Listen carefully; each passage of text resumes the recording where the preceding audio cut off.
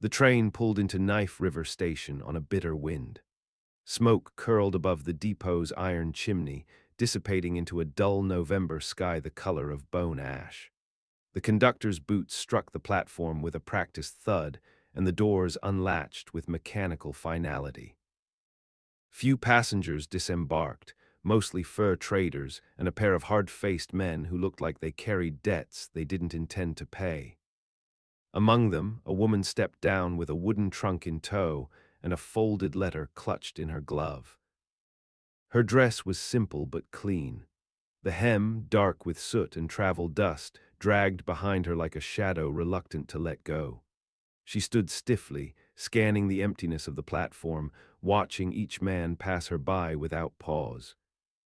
Inside the letter she carried, the words "I await you eagerly, my dearest Margaret," curled like lies on the page.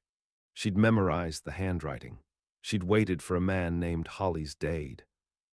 She'd carried his promise westward through 100 barren towns, through the slouched cruelty of traveling alone with no husband to guard her name. But he wasn't there. No one came for her. Not even the station master knew of a Hollis Dade. She showed the letter. He squinted at it like it might confess something, then shrugged and went back to stoking the fire. So Margaret Bram slipped into the hard chair near the telegraph office and waited.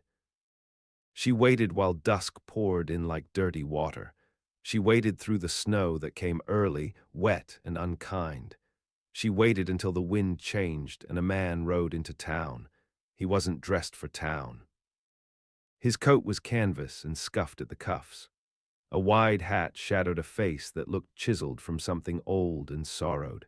He rode a paint gelding with a half-healed shoulder wound and tied the reins to a post like he didn't plan to stay long. Silas Reeve had come for a crate of fencing wire and a sack of sugar. He had no intention of finding a woman there, much less one with a stubborn jaw and a quiet, ruined dignity sitting like a tombstone amid the blowing grit. But when he passed her, she looked up. Her eyes weren't pleading, they weren't wet, they weren't angry, they were empty in a way that made something in him halt. "You waiting for someone?" he asked, surprising himself. She studied him a beat too long. "Yes," she said, though her voice held none of the hope the word demanded. He could have walked on, he should have walked on, but he didn't. Someone late. Someone never coming. He nodded once, looked toward the depot office, then back at her. "You got kin in these parts?" "No," she said. "You got a place to go?" "No," again, and there it was, a silence thick enough to shape the cold around. He thought of riding back, thought of the hills he owned, and the house built by a woman he buried 5 winters ago. He thought of the quiet that greeted him every time he crossed his threshold. "You'll freeze out here," he said finally. "There's no lodging worth the name in Knife River. Come with me. You can decide tomorrow what to do." She didn't ask questions, she didn't protest. She stood, picked up her trunk, and followed him to the horse. He rode with her tucked close behind him, her breath warming the wool at his back. The road stretched bleak and long, but neither of them spoke. At Reeve Ranch, the wind howled like something feral. The place sprawled over acres of frost-bitten sage and quiet cattle, with a big house set against the slope like a man braced for a fight. He led her inside, lit a lamp, and stoked the fire with practiced hands. Then he turned to her, as if realizing fully what he brought home. "You can take the spare room," he said. "No locks on the doors, but no one'll bother you." She nodded. "Margaret," she added after a pause. "My name's Margaret." "Silas," he said, and that was the start. Not love, not comfort, not even understanding. Just two people too broken to ask why the other had been left behind, but winter was long, and silence had a way of thawing. The next morning she rose before him. Coffee was already steeping when he came down. She stood by the window, looking out over the frost-laced pasture. She hadn't removed her gloves, her hair was still pinned. She looked like someone trying not to be noticed, but also too proud to hide. "You cook?" he asked. She turned toward him, brow furrowed. Yes. Then we'll take turns. That was it. That was the extent of their arrangements. She didn't press for promises. He didn't offer protection. But she stayed for days, then weeks. In town, word spread. Silas Reeve had brought home a woman. Some said she was a cousin. Some said he'd married in secret. Others said she was just one more stray he couldn't bring himself to shoot. He didn't care. She mended his shirts without asking. He sharpened her knife without a word. They moved around each other like survivors in the same burned house, careful not to speak too loud or knock anything down. One day, he found her out by the barn with a rifle. She held it wrong, but her posture was steady. When he asked where she learned, she said her brother taught her, long before he was conscripted and never came back. They shot cans until the sun dipped. She hit more than she missed. He didn't smile, but his silence softened. In the nights that followed, he heard her crying once, just once. A short, muffled sob behind the closed door. He didn't mention it. He only left a wool blanket folded outside her room the next morning. They built something then, not a marriage, not yet, but a truce forged in the hush of winter wind and the fact neither of them asked for more than what was given. Still, something lingered behind her eyes, a watching, a waiting, like she expected something from the distance. It took until spring for Silas to realize what it was. She wasn't healing. She was holding her breath, waiting for the man who abandoned her to come looking, waiting to be claimed or burned. And Silas, who had spent 5 years burying his heart beneath the prairie soil, began to wonder what he would do if that day ever came, and what he was willing to lose to keep her. By April, the ice in the cattle troughs melted before noon, and the scent of juniper carried from the ravine. Calves dropped early that year, and Margaret found herself in the pens with a bloodied apron, hands slick from pulling breech-born livestock into cold air. She didn't flinch, not once, not when the heifer screamed or when the afterbirth soaked her skirts. Silas watched from the fence rail, jaw set. There was a steadiness in her that wasn't born from prairie life. It came from something older, more bruised. She worked like someone who didn't trust the world to survive without her effort. That night, over boiled potatoes and canned peaches, he said her name, not as a question, just as a fact spoken aloud. Margaret. She looked up from her plate. You ever think of leaving? Her hands paused, a shadow crossed her face. I did, she said. Then the snow came, then the quiet didn't feel so sharp. Then I stopped counting the days. She didn't say she'd decided to stay. She didn't need to. By mid-May, her trunk was in the upstairs closet. Her dresses hung next to his dead wife's black petticoats. No one remarked on it. No one needed to. People in Knife River stopped asking. When Silas came to town, they nodded and offered quiet hellos. When Margaret accompanied him, the women watched her with the kind of eyes that measured and weighed. But no one said a cruel word. Maybe they sensed the blood on her hands, metaphorical or not. Silas took her riding once, just once. She didn't ask again. Her hands trembled on the reins and her face went pale on the second hill. She didn't speak of it, but later that night, he heard her wake with a scream bitten off halfway through. He didn't go to her, but he lit a lamp in the hallway and left it burning till morning. Summer bled into the land in a slow, untrusting crawl. Margaret learned the rhythms of cattle and fence mending. She learned which latches stuck and where the nails came loose in the floorboards. She stopped asking where things belonged and started putting them there. But something shifted the day a letter arrived. It was addressed to Mrs. Margaret Dade. She read it on the porch. Her eyes moved without hesitation. When she was done, she folded the page and burned it in the stove. Silas asked no questions. But later, when she brought him coffee, she gripped the mug too tight and didn't meet his gaze. "That man's never coming, is he?" he asked. She stood there for a long while, then sat. Her voice was low and iron-cord. "He wrote to say he married someone else, a woman from his church. Younger, unspoiled, he said. Silas didn't move, neither did she. I was a widow, she said, not a virgin. He wrote me letters like he didn't care. But I suppose men change their minds when they remember their reputations. Silas's knuckles went white around the mug. Want me to ride out and find him? No, she said quickly, too quickly. He looked at her and something in his expression gave her pause. You already did, didn't you? She asked. He didn't answer. They didn't speak of the letter again, but Margaret started sleeping with a rifle beside the bed. Not because she feared Holly's Dade, but because something inside her had been stilled, and now it began to stir. In July, a drifter arrived at the ranch gate, dirty shirt, twitch in his eye, said he was looking for work. Said he heard Reeve Ranch had use for a man who wasn't afraid of blood. Silas met him on the porch. Margaret stood behind the screen door, motionless. We're full up, Silas said. The drifter didn't move. I said we're full, Silas repeated, this time with the butt of his shotgun resting light on the floorboards. The man's eyes flicked to the door, to Margaret's silhouette behind it. You've got trouble coming, he said, voice low. That girl's name's known farther than she thinks. Some folks don't like being made fools of. Silas stepped down from the porch. Is that so? She didn't tell you about the other man, then. Margaret opened the screen door. I told him everything he needs to know, she said. The man turned toward her. There was something venomous in his grin. She ain't who she says.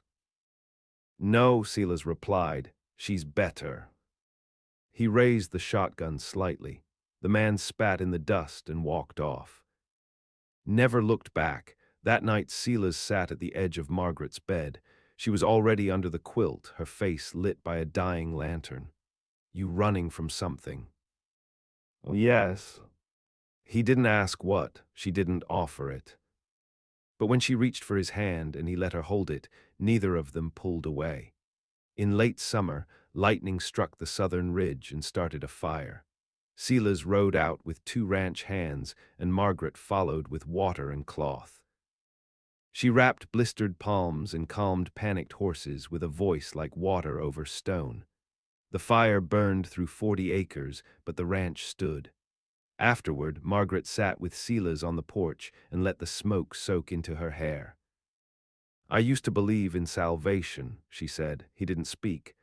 But I think it's just survival, one day longer, one lie less. He reached for her then, not in lust, not in pity, just a hand placed over hers, steady as breath. They stayed like that until morning. Neither said what it meant, but the silence was no longer empty. It was becoming theirs.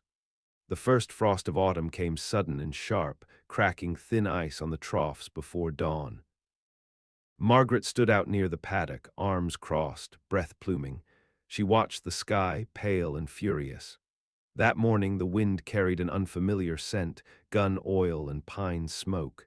She recognized it before Silas did. By evening, 3 horses were spotted on the western ridge. Not riders from Knife River, not traders. These men held themselves like hounds with the scent of something wounded. Margaret went still when Silas told her.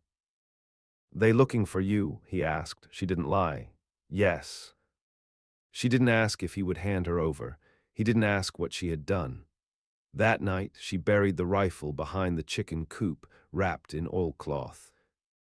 Then she scrubbed the kitchen floor until her knees ached and the skin broke open beneath her dress. When Silas found her there, he didn't speak. He just lifted her gently and poured warm water over her hands. When she finally spoke, her voice was threadbare. I killed a man once. He didn't flinch. I was 16. My uncle came into my room, thought he could claim what the cholera left behind. Silas watched her in the lamplight, didn't blink. Didn't interrupt. I waited till he passed out drunk, took the branding iron off the stove, pressed it to his throat. Silence settled between them, thick and sharp-edged. Buried him in the hog pit. Told everyone he ran off with a saloon girl. Silas handed her a towel. Then you didn't kill a man, he said. You buried a monster. She didn't cry, but something in her jaw softened. The next day, the riders came, 3 of them. Dust on their coats, rifles in plain view, they didn't dismount. Just watched the house with the kind of patience that comes from knowing no law can touch them. Silas met them halfway down the road. Margaret watched through the curtain, hands wrapped around a cup she didn't drink from. The man in front had a silver concho on his hat and a bullet scar that cut through his beard like a jagged river. Name's Tague. We're looking for a woman. Name of Margaret Dade. Don't know her, Silas said flatly. Tague smiled. Goes by other names. Margaret Bram, Margaret Ambrose. Doesn't much matter. She owes a debt. You a lawman? No. Then you got no business here. The man tilted his head. She left a contract unpaid. There's money involved. She's not property, Silas said, stepping closer. No, she's leverage. At that, Silas raised the shotgun from his side and leveled it clean at Tague's chest.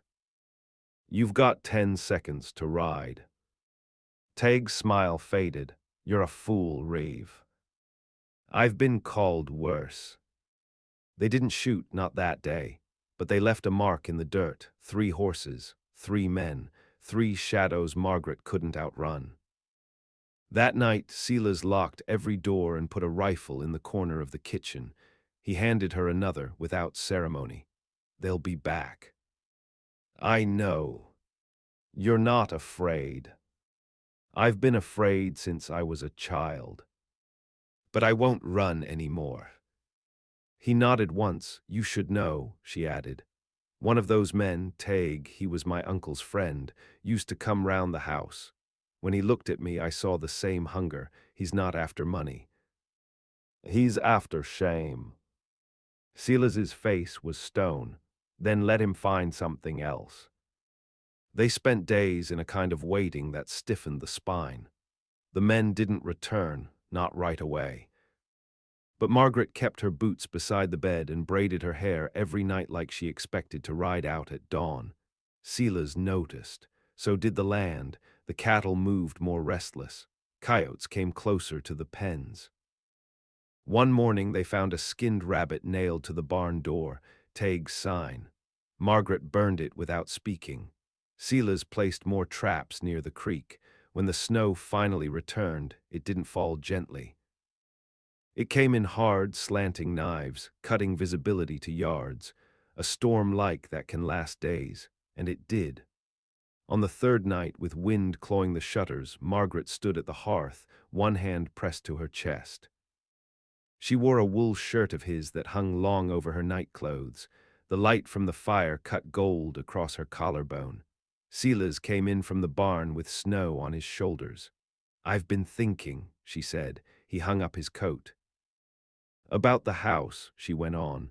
The silence, the way it doesn't ask anything of me. He didn't speak. She turned to face him, eyes sharp and glass clear. I want to stay. He walked toward her slow. Not just through winter, she said. I know. I mean permanently. I know, he said again. And then she reached for him, not tentative, not frightened. She touched his chest, right where the scar crossed beneath his shirt, a remnant from the cattle raid 5 years back. The one that killed his wife. You still love her? Margaret asked. Yes, he said. Good, she replied. He took her face in his hands then, not to kiss her, just to hold it like a thing precious and volatile, a bird with blood on its wings. They didn't make promises, they just stayed. And in the blizzard outside, no shadows moved. Not yet. The thaw came late. March soaked the valley in cold rain and bent the fence posts half drunk in the mud. Trees broke under the weight of ice not yet melted. The cattle pressed closer to the barns, their ribs sharp beneath wet hides, but life crept back into the soil. Margaret planted onions near the stoop, half out of necessity, half to see if anything would grow in ground that once held blood. Silas spent days in the saddle, riding the southern boundary. He didn't say it aloud, but they both knew he was watching for signs of the men who'd vanished into the blizzard. Tague hadn't forgotten her. Monsters don't. They wait. They circle. They starved themselves for the taste of what ran from them. It was dusk when the boy arrived. 14, maybe, dust-covered, limping, clothes torn in ways that told a clear story. Someone had beaten him for sport and left him to crawl. Margaret opened the door and stared at him a long time. "You run from someone?" she asked. He didn't answer, just swayed on his feet. Silas brought him in, stripped the shirt from his back, and saw the lash marks, deep, too clean for a brawl. They fed him broth and let him sleep near the hearth. In the morning, Margaret sat beside him with bread and bacon and didn't say a word until he was done chewing. Then she asked again, "Who did this to you?" The boy didn't speak right away. Then name was Harlan, rode with two others. They were asking about a woman, said she belonged to them. Silas stiffened. Margaret's eyes didn't move. "They keep you?" she asked. "Used me to bait folks, claimed I was kin. Then robbed whoever gave shelter." "Did they say her name?" Silas asked. The boy nodded. "Said she had fire in her blood, said she was a liar with a debt on her soul." Margaret stood. "What's your name?" she asked. The boy hesitated. "Callum."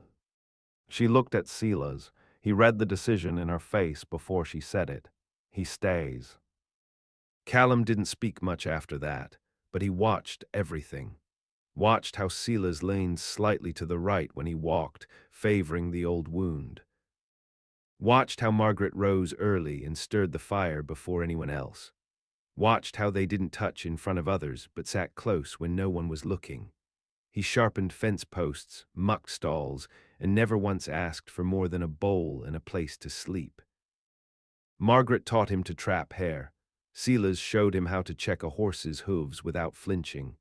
And slowly, a shape formed between the three of them, not quite a family, but not something broken either, until the fire. It started at the old granary. Silas smelled the smoke first, just past midnight. He ran outside in nothing but boots and long johns. The barn was already half swallowed in flame. Margaret was on the porch, rifle in hand, eyes sharp in the red light. Callum stood behind her barefoot, holding a hatchet he hadn't learned to swing. "They're here," she said. No need to ask who. Silas shouted for the horses. Margaret ran toward the coops, trying to keep the fire from jumping fence. Callum followed without hesitation. It took until morning to kill the fire. The granary was gone, two horses dead from smoke. In the ash, they found a message scorched into the wood of the fence. WITCHES burn. No signature, just a mark, a T carved into the wood like a brand. Margaret looked at it for a long time, then turned her back. "We end this," she said.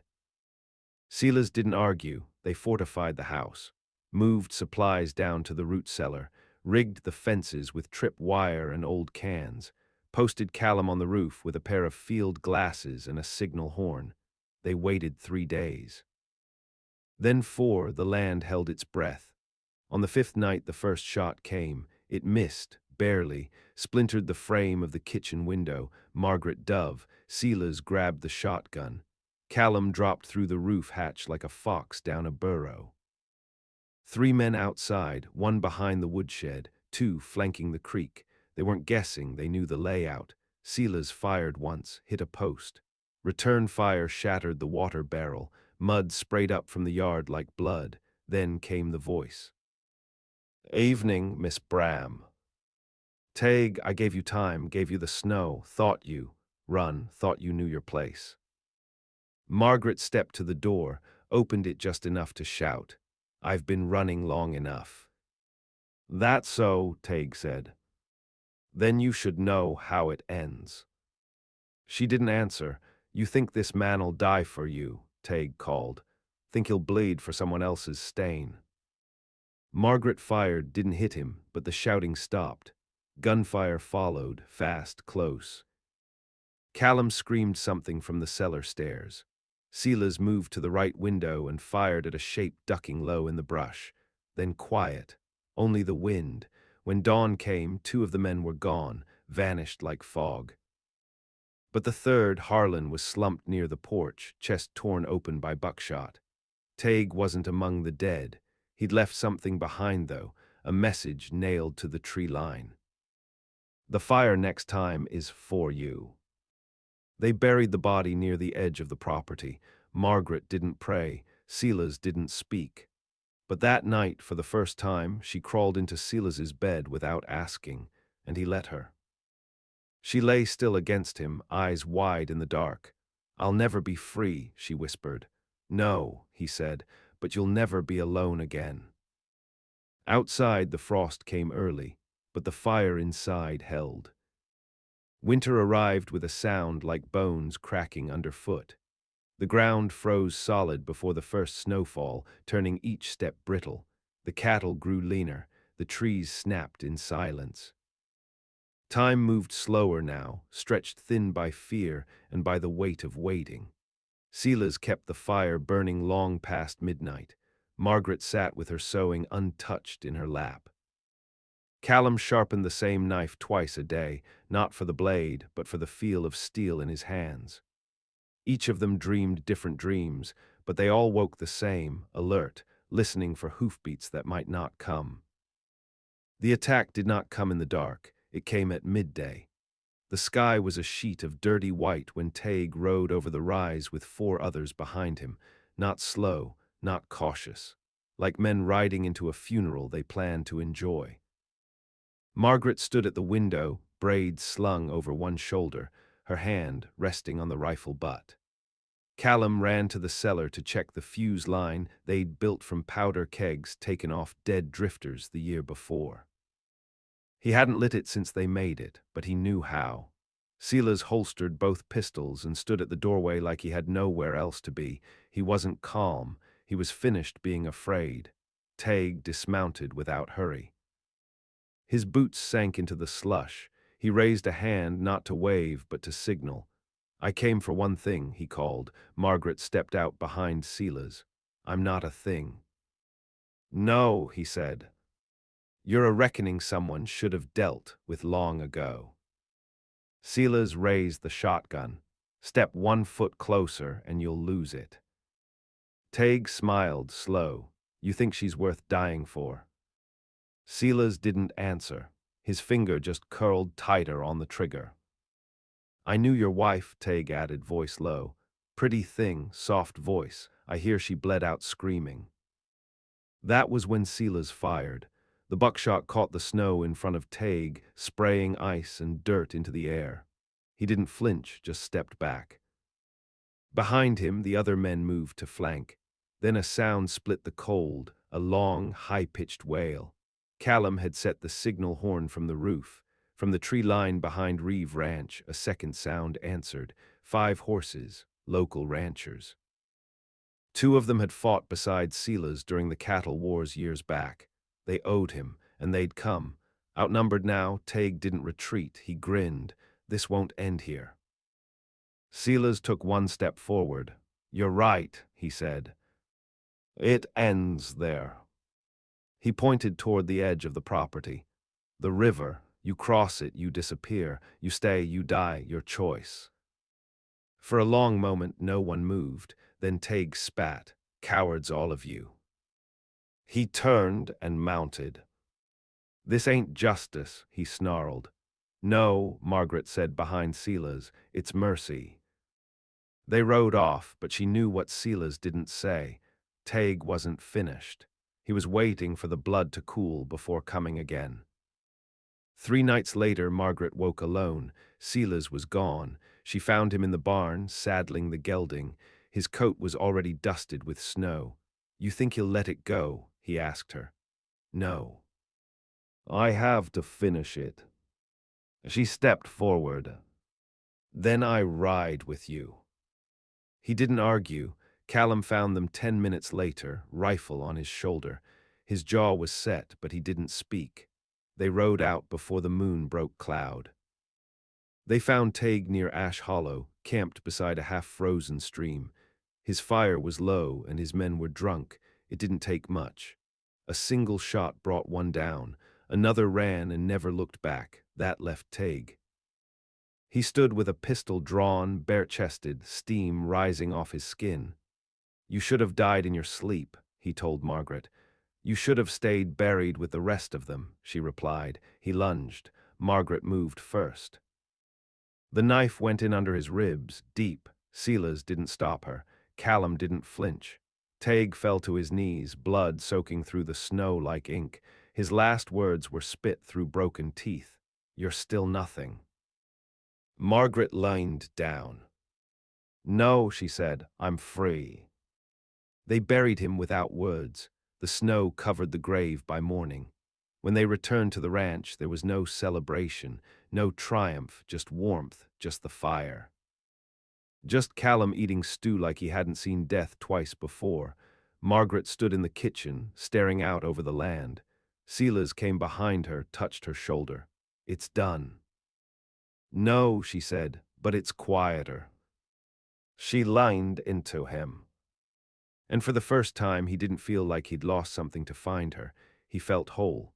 Spring did not arrive all at once. It leaked in. The snow melted slowly, leaving behind a wet silence and the smell of damp cedar. Earth softened underfoot, and wild onions pushed their way out of the thaw. Birds returned to the low trees, singing like they didn't remember what had come before. Callum planted beans and barley in the southern strip. He worked without being told, sun darkening his neck, arms stronger now. He spoke more often, sometimes laughed. He took to carving small animals from spare wood and leaving them in strange places, on the porch rail, inside Margaret's boot, on the fence post by the cattle trough. He never admitted it, but Silas once found a hawk carved just so and kept it in the breast pocket of his coat. No one spoke of Taig. No one mentioned the grave outside Ash Hollow or the names he tried to brand across Margaret's skin. Some ghosts die slow. Some just get quiet enough not to scream. One night, long after the first thunderstorm rolled through and left the sky smelling like smoke and iron, Margaret came to Silas with a folded paper in her hands. It was the first letter she'd written in years. "I want to adopt the boy," she said simply. Silas nodded. "That mean we ought to marry first." She looked at him like he'd suggested digging a second well with bare hands. But then her mouth curved, not quite a smile, just the idea of one. "Do I have to wear white?" "I don't care what you wear, just don't ride off halfway through." They married under the cottonwood tree out back, with Callum standing between them, holding a rusted horseshoe like it was scripture. No priest, no church, just dirt and wind and a tin cup of whiskey passed between them after. Afterward, Margaret stood by the fence, looking out toward the hills. "You ever think we deserve this?" she asked. Silas came up behind her. "No, me neither." She took his hand anyway. The years passed quiet. Margaret became known in Knife River not as a bride or a victim, but as a woman who didn't tolerate cruelty and didn't explain herself.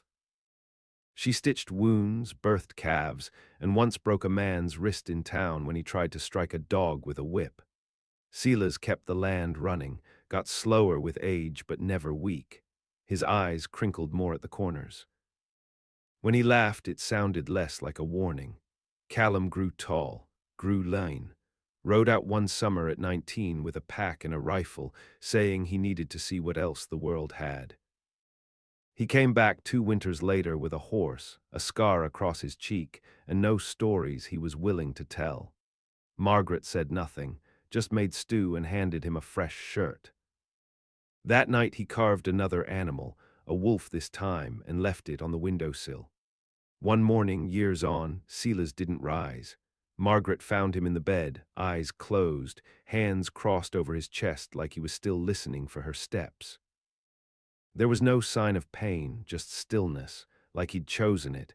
Callum dug the grave beneath the cottonwood. Margaret placed the hawk carving inside before they covered the box. She didn't weep. She planted prairie lilies in the disturbed earth. That night she sat alone beside the fire, cup in hand, watching the flames. She spoke aloud for the first time in weeks. You healed more than you broke. The wind rattled the window panes, soft and hollow.